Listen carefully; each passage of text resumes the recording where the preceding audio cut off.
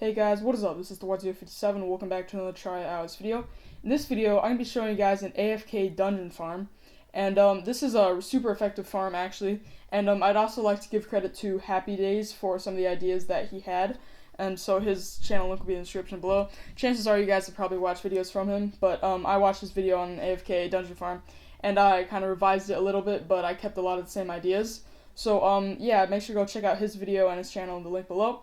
So here's the farm, and obviously these farms only work if you are if you have already defeated Plantera. So this is a post Plantera farm because the items that drop from these enemies, and these enemies only spawn after Plantera is killed. So you can only get these items after you kill Plantera. So as you can see, this is the farm itself. There are a lot of different parts to it, especially with wiring and stuff like that. So you're going to want to have a lot of different color wiring, things like this. So as you can see, I use blue, green, and red wire. So I'm just going to get in the farm real quick and then show you guys how it works while it's actually like farming. So as you can see, it's pretty effective. It has a whole bunch of different Lizard Temple traps in it. It has, I think all four. It has the dart traps, the flame traps, spear traps, and the spiky ball traps. And so as you can see here in this main compartment where I'm sitting at, there's health statues that are hooked up to the main 1 second timer. The 1 second timer is hooked up to all the traps. It's hooked up to these heart statues, and it's also hooked up to a teleporter, which is in the bottom compartment down there, which all the monsters are spawning in down there. So I'll tell you guys about that later. But first of all, I'm just going to show you guys all the wiring like this. So as you can see, the red wire is mainly connected to every single trap in this whole thing. So it's hooked up to the flame traps on the sides, the flame traps on the top, flame traps in the little box below me. And it's also connected to all the spiky ball traps, which are dropping spiky balls below on the bottom half of the screen. That's hooked up to this whole strip of the thing that I made there. It's basically just a long flat platform, and that allows monsters to spawn on the platform, so they can be killed by those flame traps there.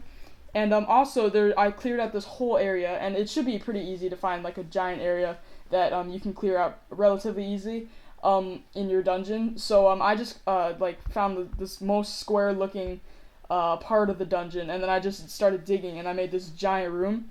So that's ideal for this because you want as many monsters to spawn as possible. And yeah, so obviously there's many different places where you can gather loot from this farm. One of the main places is in the little box below me. As you can see, there's like presents down there, and normally once all the monsters start coming in, then they'll drop like some of the main items that you want in there. And also there's along the platforms. That's also where you're going to want to look for loot. The last place that you're going to look for loot is going to be at the bottom of the whole farm, at the very floor of it. And so if they don't go onto the teleporter and teleport into the box below me, as you can see, there are lots of them in there. If they don't do that, then they'll be killed by the spiky balls that are constantly being dropped. So you're going to want to go down there every once in a while after you turn off the farm, because you obviously don't want to get hit by all the spiky balls. You're going to want to go down there and then pick up all the loot that they dropped. So yeah, so that's the main parts that you're going to want to check for the loot after you're done farming. And as if you guys are getting a little bit hurt, like in the actual thing itself, you might want to have health potions on you, and also you can summon like some minions for you that might do damage for you if they come into the actual the room itself that you're in. That's not going to be good. And yeah, so I guess I'll finish showing you guys the wiring. The green wire is connected to 2 teleporters that will teleport me in and out of this little room that I'm sitting in. And I don't know if you guys can see, but there are some blue wires down there. Those are just basically to open doors that allow me to get like navigate through the actual thing itself. So the blue wire at the bottom is just allowing me to get some of the loot from that box down there if I can't get it from just walking below it. And also this blue wire that's right near me will be there so I can open the door right here to get into this place, and then close the door like that so nothing else can get in it. So yeah, that's basically what the wiring does. And also I want to show you guys how the teleporter works down there. I'm going to turn off the farm because it's really confusing to look at this with all the stuff going on. And as you can see, that box down there, that has a ton of monsters in it and a ton of loot and stuff like that. And the way they get up there is that there's actually a teleporter down at the bottom of the room down there. And that teleporter is connected to a teleporter all the way at the bottom of the map right down there. And that teleporter is connected by a giant string of wire. And the reason why they all walk onto that teleporter down there is because they're trying to walk closest to my character. And the way they do that is they walk directly under me, and when they walk directly under me, then they'll step on the teleporter, and then that teleporter is hooked up to a 1-second timer, and that 1-second timer will put them into the box. So I know that was like super confusing, but basically the idea is that that teleporter is constantly working, and when they step on it, then that will just teleport them back up there, and then they'll get killed in the box. So that's how it works, and I guess I can show you the wiring so you guys can make it if you want to.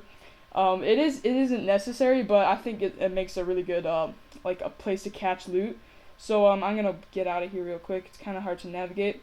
So I'm just gonna get onto my wrench like this, and as you can see, so the teleporter is hooked up right down there, and there's this giant string of wire that goes down to this teleporter down here.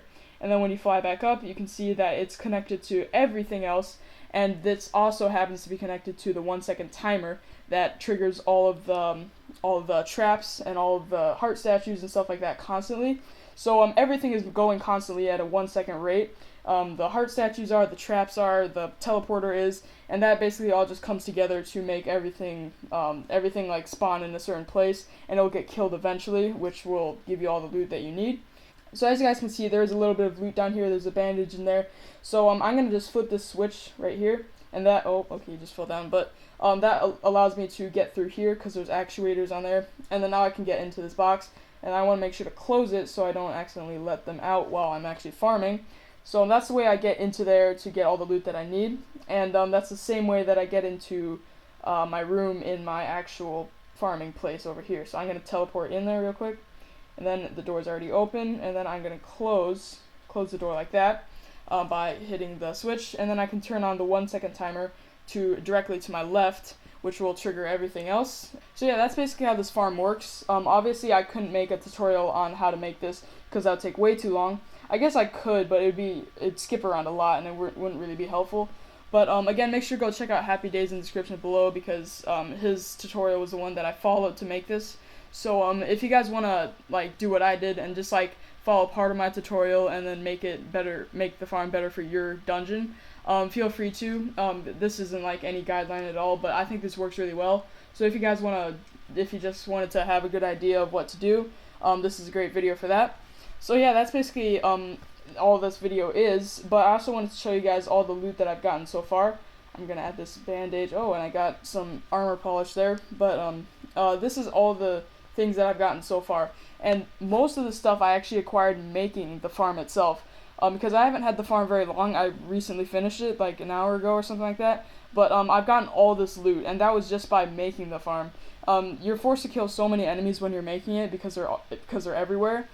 So there's a really high chance that you get most of the stuff you want before your farm is even done. So don't feel discouraged if if it's taking super long to build your farm.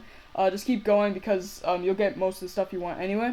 So yeah, I guess that's basically it for this video. Thank you guys so much for watching. Make sure to leave a like if you enjoyed the video, and I'll see you guys in the next one.